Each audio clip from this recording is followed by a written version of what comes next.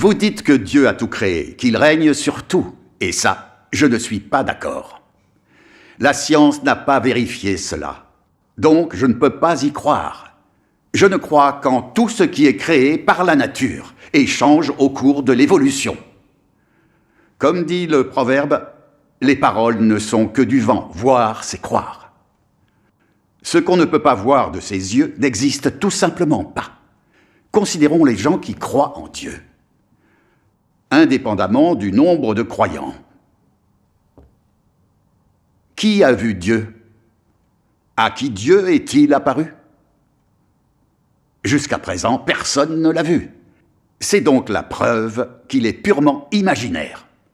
Si Dieu existait vraiment, comment se fait-il que malgré tous leurs instruments, aucun scientifique ne l'ait vu? Expliquez-moi donc cela. Il me semble clair que la croyance en Dieu est fondée sur l'imagination humaine. En fait, c'est comme dans le proverbe. Si on croit à une chose, elle existe, sinon, non. À mon avis, toutes les croyances répondent au même principe. Écoutez, professeur Sun. Laissez-la parler. Vous dites que parce que les gens ne voient pas Dieu, alors Dieu n'existe pas. Et quand vous vous prosternez devant la tablette d'une personne décédée, est-ce que vous voyez l'âme du défunt? En recherchant des esprits maléfiques et des voyantes pour dire la bonne aventure, est-ce que vous voyez le domaine des esprits des défunts? Sinon, pourquoi se prosterner, s'adonner à la divination ou dire la bonne aventure? Vous répétez que Dieu n'existe pas et vous prêchez l'athéisme à grande échelle. Mais en privé, vous croyez à de faux dieux et adorez des esprits maléfiques. Ces actes ne constituent-ils pas des mensonges et des tromperies vis-à-vis des gens? Vous voyez bien que les paroles et l'œuvre du vrai Dieu sont la vérité et qu'elles apportent à l'homme lumière et salut. Et pourtant, vous y résistez et les refusez obstinément. Et vous vous opposez à la croyance des êtres humains au véritable Dieu en brandissant la bannière de l'athéisme et en persécutant impitoyablement les chrétiens.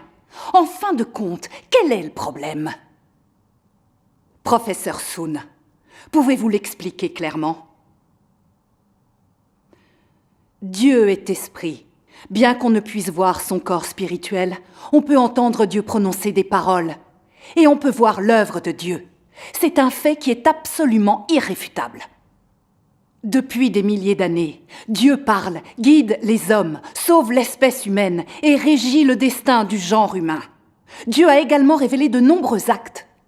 L'expérience humaine et la connaissance pratique de ces choses ont donné lieu à bien des proverbes, tels que « Aide-toi et le ciel t'aidera »,« L'homme propose, Dieu dispose »,« Les hommes sèment, mais la récolte dépend du ciel »,« Le ciel donne toujours un moyen »,« Les plans des cieux supplantent les nôtres »,« Le destin de l'homme est écrit dans les étoiles », etc.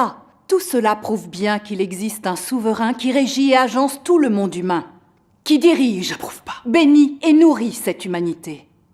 Il y a aussi des expressions fréquentes comme « un esprit observe juste au-dessus de ta tête »,« les gens agissent, les cieux observent » et « on récolte ce que l'on sème ». Tout cela montre bien que Dieu est le Seigneur de la création et que Dieu régit toutes choses depuis toujours. L'Esprit de Dieu observe tout.